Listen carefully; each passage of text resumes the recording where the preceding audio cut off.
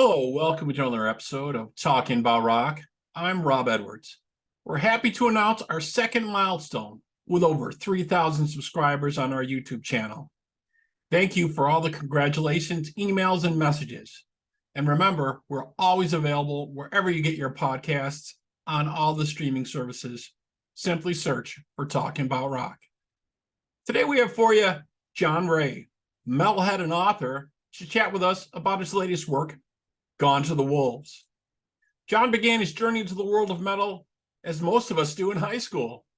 Ray worked his way through the legends like Black Sabbath and Motorhead, discovering Slayer, then graduating to death metal. His love for all things heavy and his own experiences in high school as a metalhead have truly paved the way for the book that he feels could be any of our stories, and we are happy to have him on our show.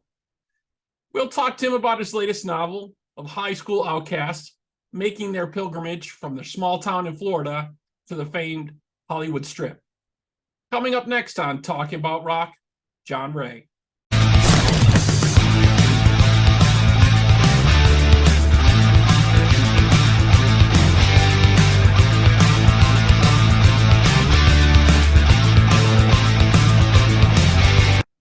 Okay, let's welcome to the show, John Wray. Hello, John. How are you? Hey there. Thanks for having me. I'm good. Thanks for being here. Really like the new book, Gone to the Wolves. You started getting into metal in high school, as many of us did. Yeah. I came to metal mostly through hardcore punk. I was a huge Black Flag fan, and then Black Flag started getting more and more into metal. You know, they started kind of moving in a metal direction. They were kind of maybe one of the early crossover bands there for a while. And they kind of brought me along for the ride. Nice. Also, I was growing up in Buffalo right when Cannibal Corpse was coming up, so that Oh, was. really? Yeah, I was going to ask you about that. Tell us some time. We're here in Buffalo, New York. So Oh, yeah, you're in Buffalo. yeah. I was wondering if you could tell us, about some of your time there. So yeah, Cannibal Corpse was big back in the day, for Yeah. sure. So what else was going on at that time for you? Oh man, I mean, gosh, just a lot of stuff. You know, there were some good local bands. I was always frustrated though because I felt like there was a time in Buffalo when a lot of big bands they wouldn't really come through. You know, you'd have to go to Toronto or somewhere to see them. Right. We're seeing that. We're seeing that again here, unfortunately. Oh, But really? it's I've been having a lot of talks with TV and radio, and they're definitely starting to realize that Buffalo has a lot of opportunity for growth here, and we used to be known as a pretty big entertainment place, Oh, yeah. and it really needs to start to shine through again. Yeah, I mean, Buffalo's come a long way since I was a teenager. I mean, I really think the city has bounced back in an amazing way that no one could have predicted in like the early 80s, right? When the city Oh, was pretty rough. for sure, all kinds of But things going on.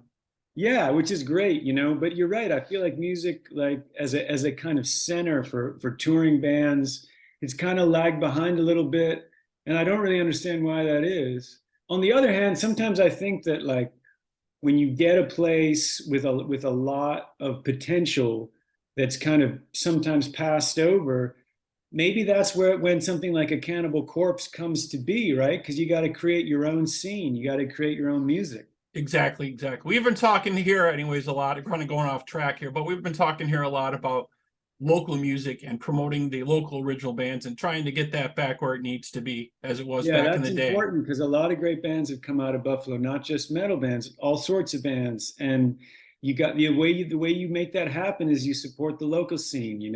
Exactly. So you were here. You were attended Nicholas School for high school education and graduated from Oberlin College. That's right. And then you went to New York University.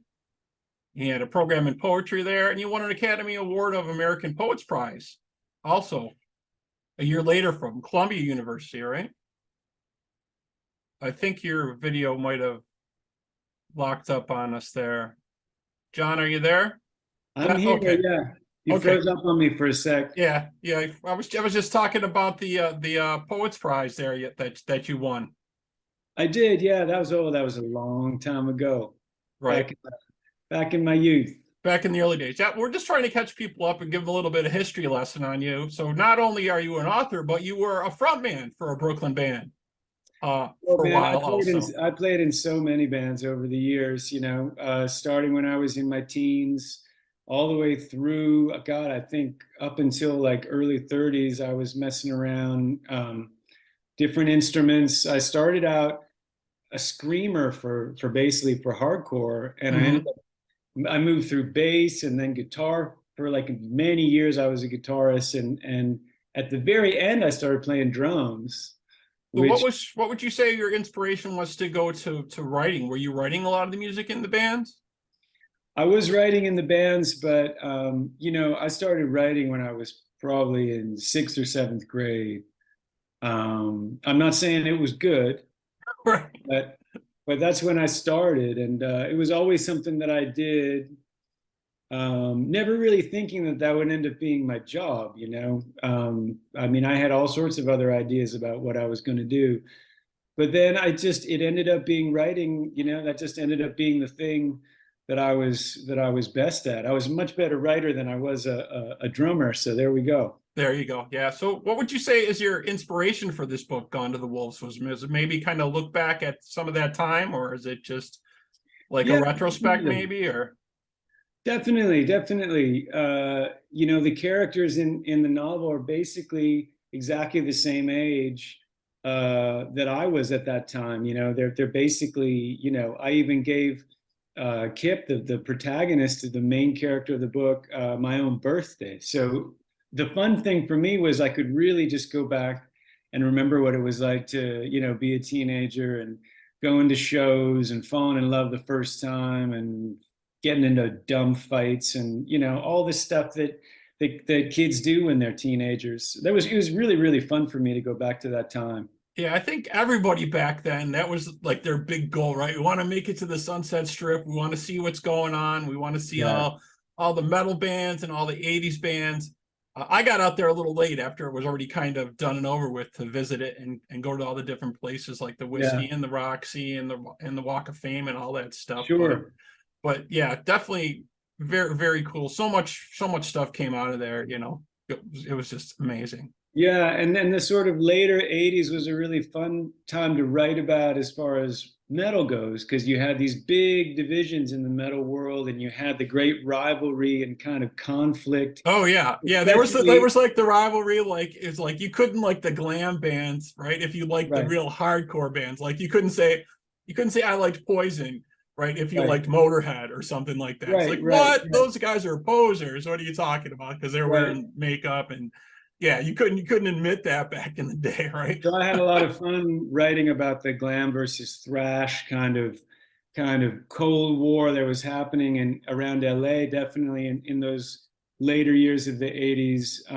Although in reality, all those guys, like all the guys in the thrash bands, they would secretly then go to like the hair metal band shows because that's where the women were and they wanted to meet girls, Right.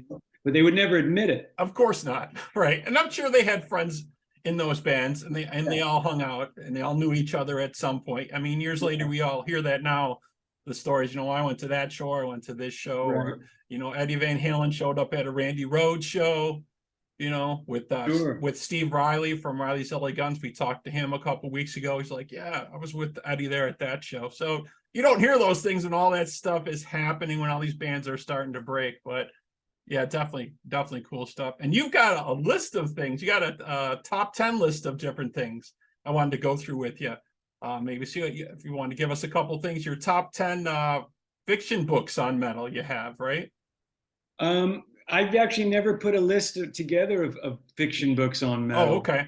And in fact, one of the reasons that I decided to write this book was that, as far as I could figure out, there really had never been a work of fiction that was really devoted to metal in a serious way that wasn't kind of tongue in cheek or campy or ironic or anything. Right. That's the way they always seem to lean with everything on that, right? All the TV shows and the movies, they kind of make it kind of a campy look Yeah, back at it. I mean, way too often this unbelievably rich and fascinating and vital culture is reduced to like a punchline, on some sitcom or something. Right. Usually they say, "Oh, look at the hair back then," or "Look at the clothes that they wore." But the music has lasted just as long as a lot of the '70s classic rock. Yeah, totally. I No, mean, Headbangers Ball and Ricky Rackman, that was a really mixed blessing. In some ways, it really helped a lot of good bands get popular.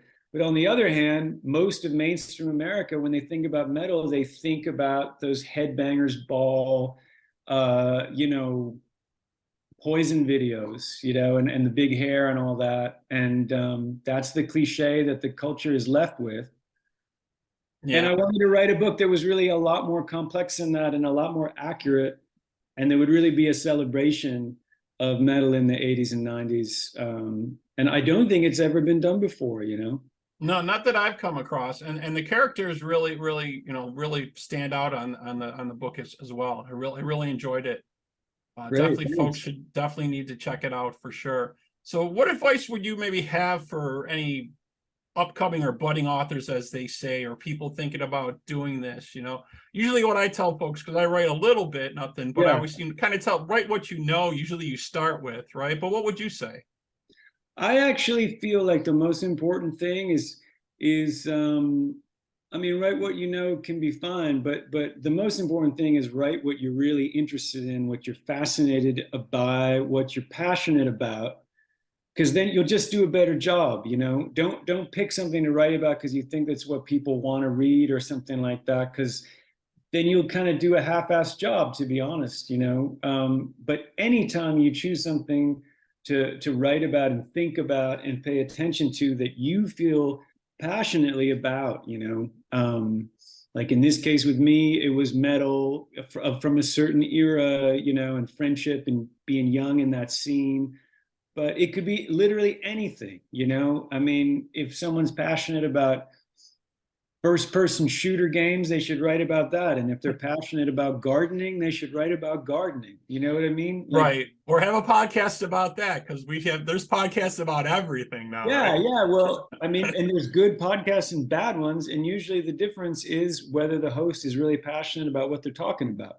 Right. Or they're just kind of phoning it in. Exactly. So yeah, folks out there, if you're thinking about getting your own stuff started, yeah, fuel your passion, and that's definitely the way to go. Well, Yeah. thank you so much, John, for joining us today. We really appreciate it so My much. pleasure, sir. Gone to the Wolves from John Wray is available now. You folks can check it out. Thank you all for tuning in to Talking About Rock. You can follow us on Instagram, Facebook, and on our website, talkingaboutrock.com. Till our next episode, we'll be here keeping the torch alive. Thanks again, John. Thank you. Bye-bye now.